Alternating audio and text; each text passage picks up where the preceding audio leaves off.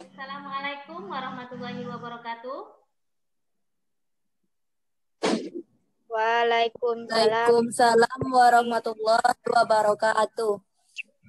Selamat pagi anak-anak semua. Bagaimana kabar Pagi, hari Bu. ini? Pagi, Bu. Baik, Bu. Alhamdulillah, baik.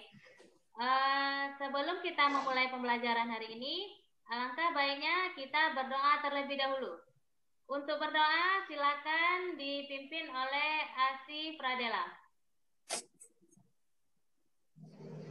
Berdoa dimulai. Berdoa selesai.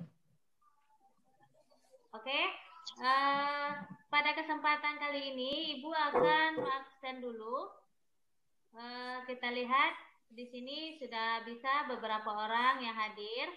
Bagi teman Ananda yang tidak bisa hadir, boleh absen lewat grup WA kita. Pada kesempatan kali ini, siapa yang masih ingat pembelajaran kita sebelumnya? Siapa yang masih ingat? Saya, Bu. Oke, silakan Anggi.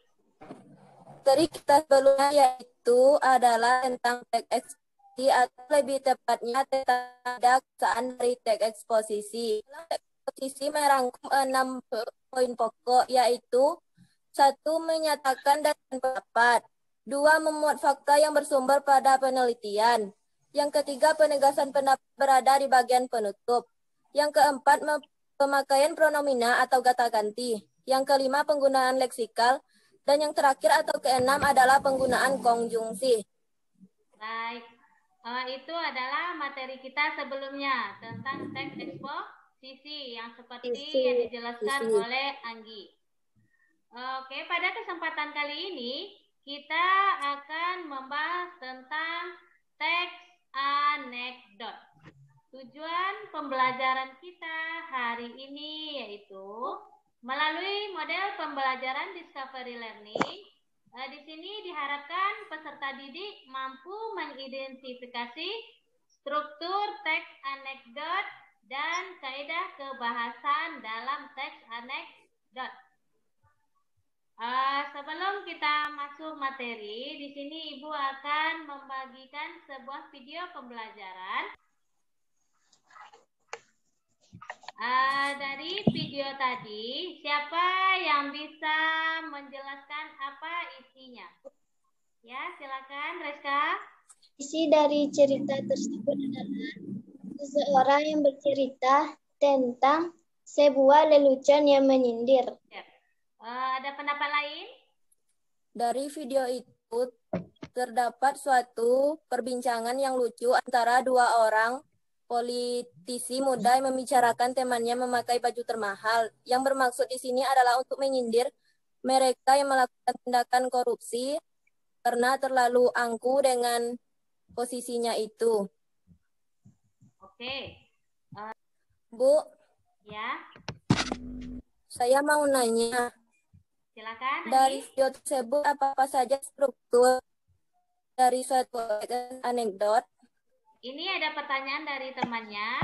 Apa saja struktur yang ada dalam teks anekdot? Nah, ini pertanyaan teman ini akan kita jawab setelah Ananda mengerjakan tugas berikut ini. Jadi sekarang Ibu akan membagikan sebuah LKPD. Silakan Ananda kerjakan dulu ya. Ibu kasih waktu 30 menit. Ini ada sebuah teks anekdot. Silakan Ananda kerjakan ini dulu. Nanti di sini ada strukturnya. Tentukan struktur dari teks anekdot ini. Nanti baru kita diskusikan. Tadi Ibu sudah membagikan sebuah LKPD di grup WA. Dari tugas yang Ananda kerjakan tadi, siapa yang bisa menjelaskan hasilnya? Saya, Bu. Ya, silakan Anggi. Yang lain tolong disimak ya. Baiklah, dari video tadi Terdapat beberapa struktur di dalamnya. Yang pertama, di sini saya akan menjelaskan bagian abstraksi.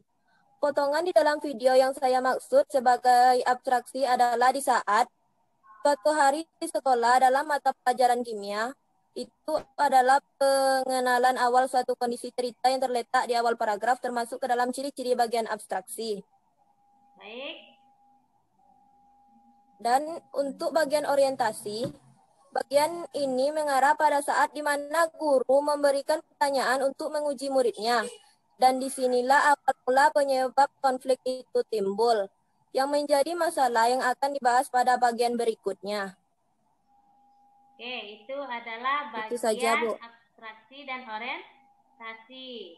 Kasih. Yang lain? Silakan. Iya, Bu. Bagian reaksinya yaitu yang saya dapat itu kontan seluruh kelas riuh karena tertawa. Dan kodanya, bukankah Bapak bilang bahwa semua proses pembuatan makanan merupakan proses kimiawi? Saya kira jawaban saya tadi merupakan jawaban yang paling mudah dimengerti tanpa harus menggunakan lambang rumus kimia yang bikin lapar, Pak. Sekali lagi, semua murid tertawa melihat kelakuan Juki yang spektakuler. Itu aja, Bu. Ya, oke. Kira-kira krisisnya yang mana, Reska? Krisisnya adalah saat Juki menjawab, beras dimasak menjadi nasi, Pak. Lalu tempe mentah dicampur garam, bawang, dan ketumbar. Kemudian digoreng, rasanya sangat gurih. Bila nasi dan tempe ini dipadukan dan ditambah dengan sambal pecel, serta rebusan sayur dan kecambah, di perpaduan beberapa unsur tersebut menjadi sarapan yang istimewa. Bisa membuktikan kalau dalam sebuah teks anekdot itu ada beberapa struktur. Dari pembelajaran kita hari ini, apakah ada yang Ananda ingin tanyakan? Bu. Ya, Bu. Tidak, berarti semuanya paham ya. Ya, Bu. Demikian pembelajaran kita hari ini. Sekarang kita akan simpulkan. Siapa yang bisa menyimpulkan materi kita hari ini? Saya, Bu, ingin menyimpulkan materi tentang teks anekdot hari ini. Silakan, Anggi. Jadi, menarik kesimpulan dari pendapat saya hari ini adalah teks anekdot ini sangat-sangatlah berbeda dibandingkan dengan teks-teks lain yang sering kita temukan, terutama dalam segi penyampaian pesannya. Di sini, teksnya dibuat seolah-olah menceritakan suatu saat di mana terjadinya perbincangan lucu seseorang. Untuk itu, di dalam menulis teksnya ini sangat penting bagi penulis untuk memperhatikan strukturnya. Itu saja, Bu, kesimpulannya dapat saya sampaikan. Terima kasih. Oke, jadi kesimpulannya adalah bagaimana kita bisa melihat apa itu teks anekdot dan apa saja strukturnya dan manfaat teks itu bagi orang lain. Baik, setelah ini Ibu akan membagikan sebuah soal evaluasi di grup WA. Silakan Ananda kerjakan, kemudian hasilnya silakan Anda kumpul lewat WA pribadi Ibu. Demikian pembelajaran kita hari ini. Ibu harapkan semoga Ananda tetap semangat, tetap jaga kesehatan, walaupun kita masih mengadakan pembelajaran jarak jauh. Ibu akhiri dengan wassalamualaikum warahmatullahi wabarakatuh. Waalaikumsalam warahmatullahi wabarakatuh.